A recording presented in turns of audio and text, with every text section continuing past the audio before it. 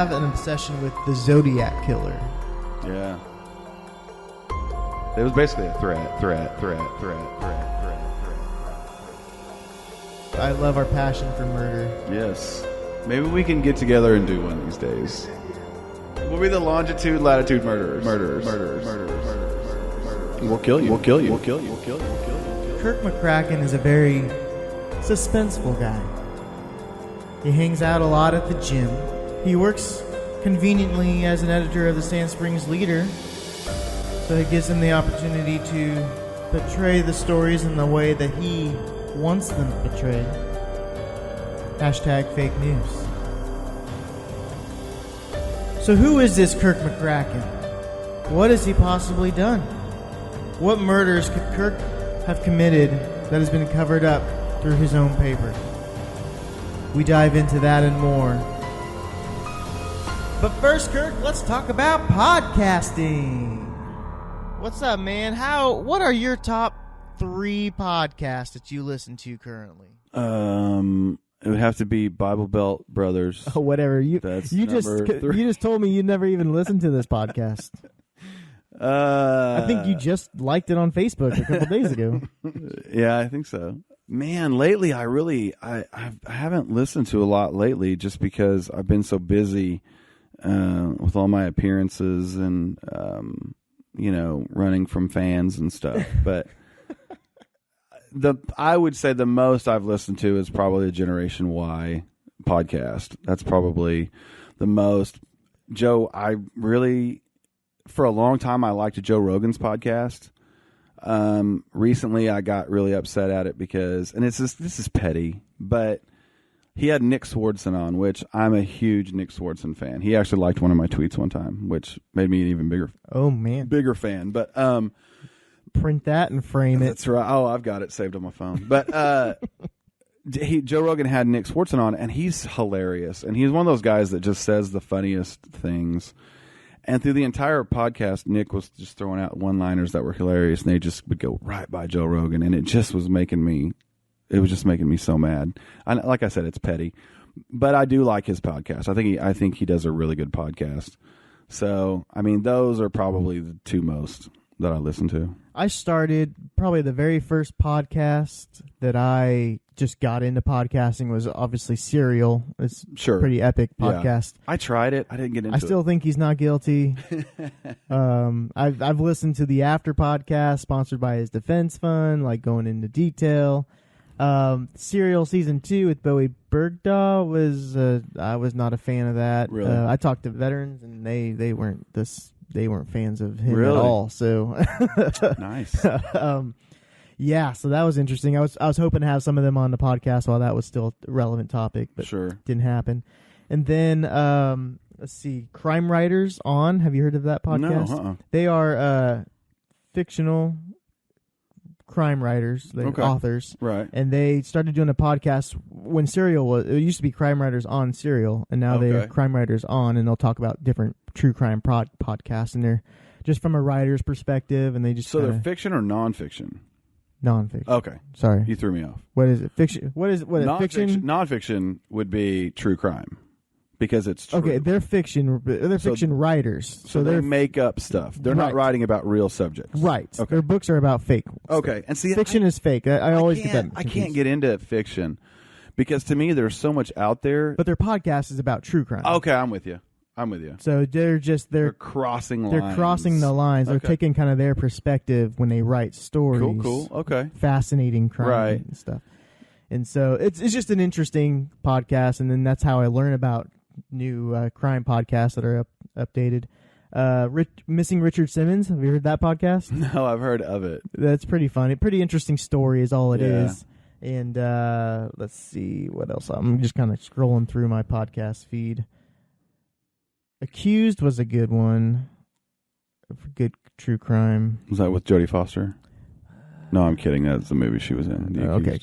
Crime Town. Ever heard of Crime Town? Mm-mm. You know the HBO series where that guy accidentally confessed to murder on it? Oh yeah, that it's made by those guys. Oh okay, that was the Robert Durst. Robert Durst, yeah, the billionaire. Where he talked like like Gollum, and he's Yeah. like, "You killed them." Dude, that was like more Yoda. He killed his wife, Yeah. and then and best friend from. he killed his best friend who was involved with the mafia. Yeah. And then he ended up killing a guy, like in Killing Houston, a neighbor. chopping him up, and he was acquitted of that. Yeah. Self-defense. He chopped him up in tiny little pieces, and then dressed up like a woman and walked around. You know, I mean, he obviously knew he did something wrong. He was hiding his identity. Right. Exactly. And they acquitted him. They won on a self-defense. Yeah, that dude. He had so much money. It was ridiculous. Crime Town is a podcast you might like, and a podcast you might, if you're going through your book. They took this mob story from Rhode Island, I think. I can't remember. But they just basically have these old, like 80-year-old mobsters, like have some interviews about crimes that they committed, but it like flows like through like where the mayor gets elected, saying he's going to take out the mob, but the mob was what helped him get elected. Right. You know, so like Kennedy. Exactly. And so it's just a very interesting story, and it's mostly told by the guys telling the story, and then they'll have some sound bites where they get to interview some of those characters that are actually in the story. And then the final podcast, they had like a panel where they were all there, and it's just really interesting them being able to tell the stories now. I kind of missed the mob. They were classy killers. They had a code of conduct. They killed each other. They didn't kill innocent people for the most part. Yeah. And they dressed really nice. So I want to say all that because we're both true crime kind of guys. And you have an obsession with the Zodiac Killer. An unhealthy obsession, probably, with the Zodiac. So tell us about that obsession. I read Robert Graysmith's first book, Zodiac, probably mid to late 90s, I think, and just absolutely loved it. And I think I love the fact that they never got caught. I mean, it's one of those... It's a serial killer you cannot put a face to, but you can put a mask to him because he obviously wore a hood once whenever he attacked a couple. But that's the thing. It's kind of like a horror movie. Like you see that mask when you think of the Zodiac, and he didn't always wear it. He just did it that one time, I think. But I'm just fascinated that he never got caught. And so then I read Graysmith's next book, which was Zodiac Unmasked, and I think that's whenever he it's been so long, but I think that's when he pretty much said it was Arthur Lee Allen. But since then, so many people have said it couldn't have been, like it wasn't, and then they have all these other suspects. And at one point, someone tried to link Bruce Davis from the Manson family to the Zodiac, and then I read another thing where the Moonlight Murders, that the Town That Dreaded Sundown, the movie was made about. They tried to say that was the Zodiac as a young person, and then because some of the stuff was similar or whatever. And it's just I think it's all that new stuff that just constantly kind of comes up and is regurgitated that interests me. But yeah, I just really and then when the movie came out with Jake Gyllenhaal and Robert Downey Jr., I just absolutely love that movie. So I write a column. I try to write one every week for the paper, and at one point I mentioned the Zodiac joking around, and my buddies started sending me letters, from the Zodiac. It was kind of funny, and I would share them on Facebook. And at one point, I shared one of their letters. It was goofy, and I got a letter that was obviously not from them, and it had I don't even remember exactly what it said, but it obviously was from someone who really appreciated the Zodiac, because there was a lot of this, double postage, certain words were misspelled. Just things like that. And so I didn't really think anything of it. And then about a year later, I mentioned the Zodiac again in a column for something. And then I get a letter from New York that had a cipher in it. And so I went to the original cipher that was cracked or whatever, and it was using that. So then I decoded it, and it basically had this message, this kind of ominous something about cake and, all that kind of stuff. It was basically a threat. I don't think it was the Zodiac. I really don't. I think the Zodiac's dead. But if he was alive, it'd be in his 80s. Oh, right yeah. Now, yeah. And so whoever did this really took the time. And like I said, the postage was from New York. So I recently started watching this Hunting the Zodiac show on History Channel, which I ended up really not liking that much. But there was one episode where they claimed that one of their suspects had moved to New York and had threatened to kill someone there and blah, blah, blah. And it was the postage on my letter was the same place they said that this guy lived. So it was kind of, me and my son got a real big kick out of it. But I just think it's some fan that thought it would be fun to mess with me. Copycat kind of thing. Sure. And you posted something recently, was what made me think of it. Was that from and then you said you posted something about your letters from the Zodiac. I guess we'll always have those. Yeah. And then you got another one in the mail. That was the one with the cipher. Oh, okay. Yeah, that was that one. Because I had mentioned something, that I'd missed our time together or something like that, and then I got that one. So it was a little creepy. I mean, even if it's someone who's just a fan of the Zodiac and is trying to mess with me, it's someone that took the time to do all that. Yeah. Oh, and then there were numbers at the bottom of the letter. Couldn't figure it out, and so my son, he's 20. I sent him a picture, and I was like, "What is this?" And he punched him into the Google machine, and it came up. There were longitude and latitude, and it was to our house. Oh my gosh! So that's when things kind of turned a little bit for me. Like, this is kind of not fun anymore, So that was kind of cool. That'd be fun, because if it's your friends, normally they wouldn't think of those different. No, I don't think any of my friends are that smart, except for maybe John Fothergill. They probably don't even know what longitude and latitude is. No, God, no. No. Wow, that's interesting. Yeah. But as if I had a favorite serial killer, which is really odd to say, it's probably the Zodiac. The Zodiac Killer. And I've watched some of his special, or more on YouTube, some Hunting the Zodiac. It wasn't the History Channel show. There's a ton of them on YouTube. That looked a little too fake intense for me. It was ridiculous. It was ridiculous. I'm into the story with Making a Murderer with Stephen Avery. Yeah. I'm into that kind of thing. It baffles me how they can throw out the testimony of the kid on the kid's trial, but not on Stephen Avery's trial. Oh yeah, those kind of things. Or how when somebody can be, two people can be charged for the same crime.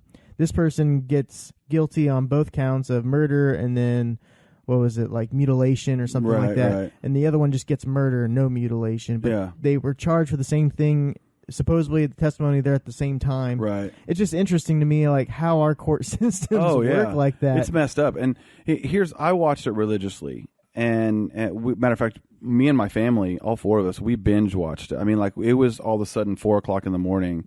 And we had but we've got to figure out what's going on with the next episode, and we would watch it. I mean, it was really good at leaving those cliffhangers. Oh yeah. So I think we watched it in 3 days. We'd get home from work, they get home from school, and we'd just start it. We'd eat dinner during, But at the very end of it, I said, okay, he's innocent. I can't believe it. They've got a guy, and then more stuff about was it Brendan Dassey, the nephew kid, or something like that? Yeah.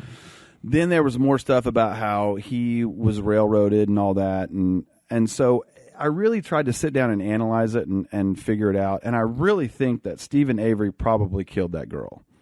But then I think what the police did to make it look like he killed her is so wrong on so many levels. Because I think they could have maybe proven it without all the evidence. But to me, doing that to someone, you might as well just let him go. You might as well, you've screwed this thing up so royally that I think there's no way that she was tied to Stephen Avery's bed and shot and killed and mutilated and there not be a drop of blood, not a bit of physical evidence. But then they used that testimony to convict him. Exactly. And it obviously did not happen. They couldn't, and where the key was and all that kind of stuff. I mean, you have to really look at it and say, okay, taking all of the emotion out of it, he probably did it. Probably took her car and hid it in his thing. Thought nobody would ever find it. But that's the thing. Like, why would you hide it? Why you had the crusher right next to it? Exactly. I don't know. But I don't. And I'm almost contradicting myself because I want to say I don't think the police would have gone that far to put the body in the thing, blah, blah, blah. But then they went that far during their interrogation by putting this stuff in Dassey's head. And you know, so that whole thing is just insane to me. To me, there's a money play in there where Avery was suing and was going to be owed millions of dollars. Oh, I think yeah. It was like $35 million or something. Yeah. For the first wrongful conviction, and had to settle that to be able to pay court fees For like a couple $100,000, I think. Yeah. And so just that aspect alone gives motive to the county and the police department. Well, and if you look at situations like this, and like say the West Memphis 3, even with the West Memphis 3, they obviously didn't kill those 3 boys in Arkansas. But if you look at later, whenever they would go through appeals, the guy that was the prosecutor ended up becoming a judge that would decide whether or not the stuff he did was illegal. And then the judge that was their presiding judge ended up being a Supreme Court judge, and he would get, you know, for the Supreme Court of Arkansas or whatever, and then he would get to decide on whether his rulings were, I mean, it was like, these guys aren't going to say I screwed up. Exactly. And so they stayed in prison way longer than they should have. But then, and what really makes me mad is whenever you see guys walk out of prison, but they have to sign deals saying, okay, I think the state could have proved I did it, but I'm going to take this plea and I can't sue the state for the time that I was in prison. Yeah, it's wrong in so many levels. Yeah. To me, if you're in prison and you don't deserve to be there, somebody owes you money. I'm sorry. You know, I think that they were done so wrong. And to know that they were convicted because they wore Iron Maiden T-shirts, or I mean, that literally was what got them on the radar. And I mean, that kind of stuff is just crazy. Have you heard the theory with Wayne Edwards being involved with the Making a Murderer? I don't think. Oh yeah. He was at one of the. They have him on video where he was at one of the hearings. Yeah, it showed him in the background, and they were trying to say that he was there to kind of watch his handiwork and well, enjoy and there's kind of a apparently deal. some other show of a murder where he showed up in the middle of that documentary also, and like maybe it's a thing that he likes to do, knowing people are recording. So it was just an interesting. Crazy. It's just crazy. Yeah, I mean because he at that time he was really old. Yeah, like he could have just like acted like he was broken down on the side of the road. She pulled over. He shoots her, throws her in the back of the car. You know, that's the other thing. If like, why is there blood in the back of the car? Yeah, like. If he just, like, he put her in the back of the car to drive her 10 feet to burn her body, it doesn't make sense to me. And none of it made sense. And so I don't know if he could have been convicted without that evidence and that testimony. I don't know. He's a weird dude, so you can see him killing somebody, but I don't think that there wasn't enough there to, like, even go to trial, I guess. The filmmakers did an amazing job. You know, and then to know that the prosecutor had a pill problem and he was trying to hook up with girls that had been sexually abused and he just, I mean, women who have gone through domestic violence, you know, I mean, that's insane to me. Like, you look at all of those things and it's like even if this guy did it, we did a huge injustice putting him there. Yes. You know, I don't know. It's weird. But yeah, my wife and I, we love those murder mysteries. Yeah. I like the unsolved ones personally. Like sure. I like to try to figure out. There's no closure. Yeah. You have your theories, kind of like the movie or the TV show Lost. You know, you just have your theories of what happened. Like, were they really dead at the end? Yeah. I don't know. Spoiler alert. Purgatory. I don't know. Yeah, I don't. My wife, she watches ID 24/7. The ID channel, and I think she's trying to figure out how the wives got caught killing their husbands, so she can, like, anytime she brings me Gatorade, I always like try to see, you know, is there antifreeze in this?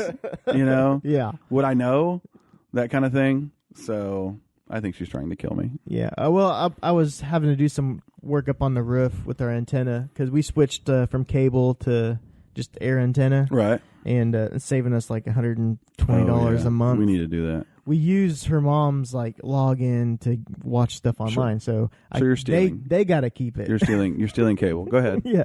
But yeah, with all the apps nowadays, why even have cable? Yeah. You can even watch sports live now. Yeah. Like, so it's just really interesting. But yeah, so she was like, oh, maybe you shouldn't go on the roof. It's too windy because it was like 25-mile-an-hour winds that day. And I was like, well, you missed your chance. And she goes, well, no, maybe you do need to go on the roof because she has a pretty good life insurance policy on me. I'm worth a lot more dead than I am alive at this point. And you probably have a better personality when you're dead than when you're alive. I probably would, yes. Better to live with, you know. Like I always joke that my wife, when we met, I'm divorced, and so we met. I have a son, kind of every other weekend set up right now. Right. She had mentioned like she didn't want kids, like she doesn't desire having kids of her own. Right. And jokes on her because she married one. You know, I was telling her last night, I was like, listen, like I play video games all day. I mean, she's cool with it. I was just, before you got here, Kirk, I was streaming me playing video games so she could watch from work. So she enjoys watching my frustration when I lose. I think is part of it. Like, cause I'm just like, I suck so bad at this game. Let's see. She packs my lunch every day. Nice. Peanut butter and jelly sandwiches, you know, the stuff like that. Like a snack pack or a fruit roll up. She does all my laundry. I sometimes don't even have to put it away. You know, and she's cooking and she's cleaning. Like, it's just like she's living with a human child. So jokes on her. Things are a bit different at my house. My wife makes all the money. So not only do I cook and clean and do the laundry and have a full-time job, you know, I pretty much have to do whatever she says. So, well, my wife makes all the money too. And I somehow still have this. So I have to put her foot down. So I do whatever she says. Yeah, well, you better, because you just never know. I know. You just never know. She could easily.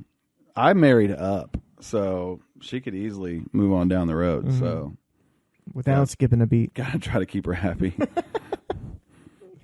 Well, Kirk, I've loved having you on. It's been a great time. I love our passion for murder. Yes. Maybe we can get together and do one these days. Yeah. Do a murder? Yeah. Wait a minute. You just agreed to it. I just agreed That's a legally binding contract in the state of Oklahoma. All right. Well, the next person that shares your book on Facebook. That's right. You're coming after you. We'll send them the longitude and latitude that's right. the coordinates to their house. The longitude, latitude murderers. Yeah, that'll be our nickname. Yeah, we just spin a globe and we just point a finger down, and that's where we go. When the cops come in our house, we'll just have maps with push pins in them. Man. The sad thing is I don't own a gun personally, because I just know I would shoot myself in the foot or something stupid. I don't either. I think my wife would shoot me. I think my wife would shoot me. She keeps telling me she wants to get her concealed carry permit, but she's really excited about it. And no one's ever attacked her, so I'm not really sure why she wants one, but she wants one pretty bad. Well, yeah, you're probably in a world of hurt. Yeah, I think so. Better check that life insurance policy. Yeah. You better, what you need to do is increase it so then it looks suspicious. So you got a couple years before she murders you. Okay. So I could do that, yeah. Because then she can't, your hands are tied. You know. True. So, well, thanks for being on here. Thanks for tuning in, guys. Again, share this or not. It's whatever. We'll kill you at this point. If you don't share it, we'll send you some longitude and latitude coordinates. We'll see you next week.